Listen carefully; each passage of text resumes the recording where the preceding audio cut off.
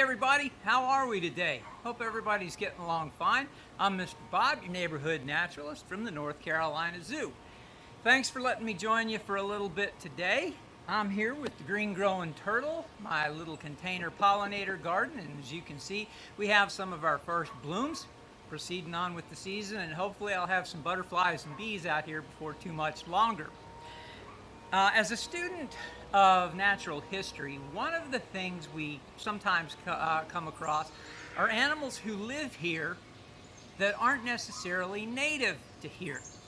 We would call those resident species. If they tend to invade and sort of outcompete the native plants and animals, we might call them alien invasives.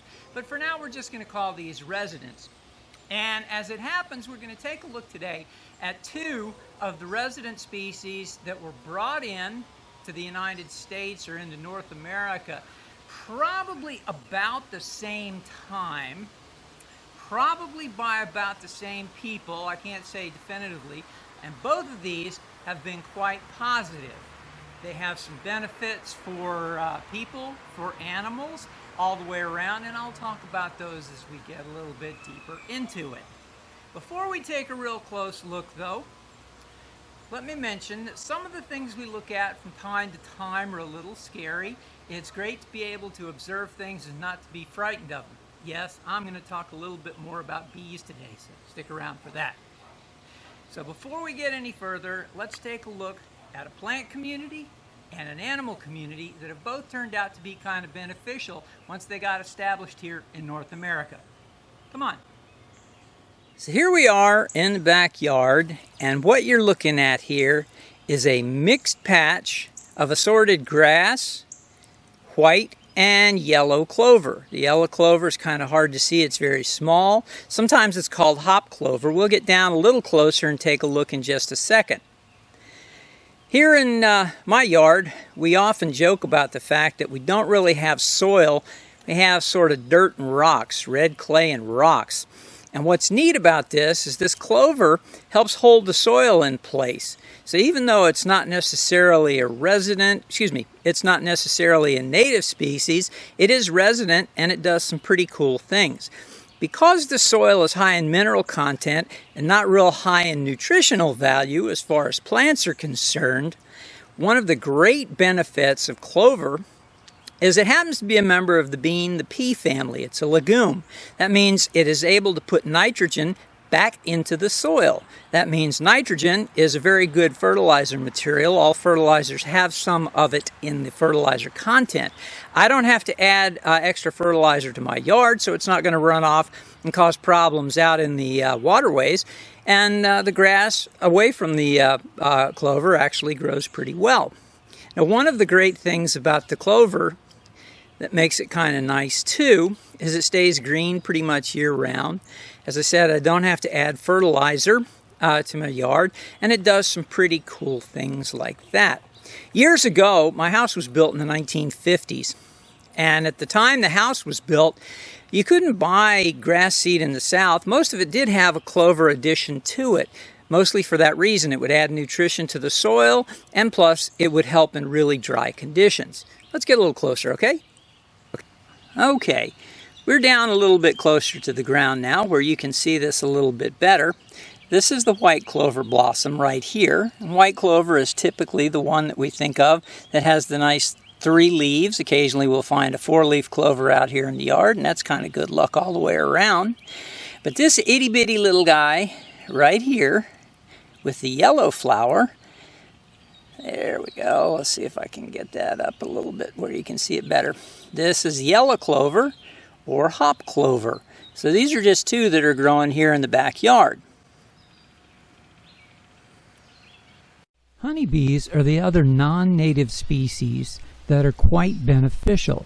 We're all probably aware of the job they do in helping to pollinate and to propagate many of the plants and foods that we eat each and every day.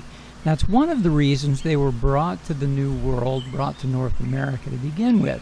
Honeybees are actually African. They're found in various places in Africa, and in northern Africa, around Egypt, they were kept and raised for honey as a sweetener. There weren't many other options as sweeteners in those days, and that's kind of a big plus. If you can imagine eating food that has no sweeteners or anything, it would be kind of bland. So ultimately, they were imported into Europe and across into the English islands, where they became valuable to help propagate food plants. Clover has kind of a similar history. Clover grew around the Mediterranean and ultimately made its way into Europe and England because it was easy to transport. It did tend to enrich the fields and made the field crops grow really well. Plus, it's pretty nutritious as a food for livestock, cows and goats and sheep and things of that sort. So ultimately, in 1622, with the Virginia colony itself was established in 1609. In 1622, records of the colony show that there were beehives brought over in ships. So the bees got to the Virginia colony to help propagate some of the food crops as well. Now, it's believed by some people that clover got here along about the same time. When livestock, cows and sheep and goats were brought here, they had to have food on board the ship, which was often dried clover, dried hay. Once they got here, they were fed some of that, and as they'd walk around, and they would leave a pile of poop here and there were seeds that were ready to grow in that pile, and it's estimated that that's one of the ways that clover managed to get spread all across eastern North America. So, 2 resident species, both quite beneficial. They're both here now, and they're still doing great things for us. We have honeybees as pollinators that help us with food crops, plus we're able to get nice clover honey that we can use pretty much any time we like. And in addition to that, we have clover, which grows, enriches the soil, and it also helps stabilize the soil to keep silt and other dirt out of the water. Keeps the dirt where the dirt's supposed to be. So there you see, we have clover that's both a nitrogen-fixing plant that can help stabilize soil. It can make your grass a lot better. It can do a lot of cool things for pastures. It's quite nutritious for animals. And we have honeybees who can help pollinate our plants. Plus, they also produce honey for us, which can also be quite beneficial.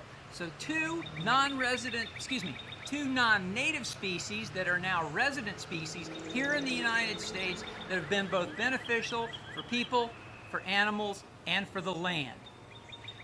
Hope you join us next time around for the North Carolina Zoo. I do have a little announcement to make, however. We do have some virtual summer camps that are going to be coming up this summer. We can't open the gates, we can't let everybody come together because of the COVID-19 threat. So, if you will visit our website at nczoo.org, you can find out quite a lot about our virtual summer camps. We hope you get a chance to join us and let us come into your house and bring some of the cool things that happen at the zoo to you. For the North Carolina Zoo, I'm Mr. Bob, your neighborhood naturalist. Take care of yourselves, and we'll see you next time.